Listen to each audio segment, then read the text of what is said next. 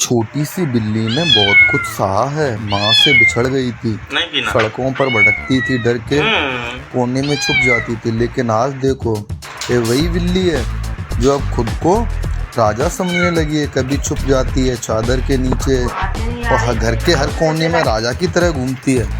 हर सुबह एक नए नटखट प्लान के साथ उठती है, जैसे बोले आज किसकी चप्पल चुराऊं।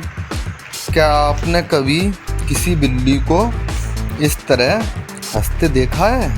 यह खुश है क्योंकि उसे सिर्फ एक चीज़ मिल गई, प्यार। और प्यार से बढ़कर कोई दवाई नहीं होती और ना ही कोई घर ज़्यादा महंगा होता है जब उसमें कोई मस्ती भरी जान ना हो।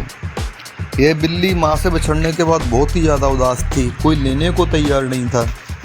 पर जब उसको घर मिला, उसकी नटखट हरकतें देख के घर के मालिक भी बहुत खुश हैं। उन्हें भी अच्छा लग रहा है कि उनने सही निर्णय लिया कि ये बिल्ली लेने को, ये बिल्ली उनने गोद ली।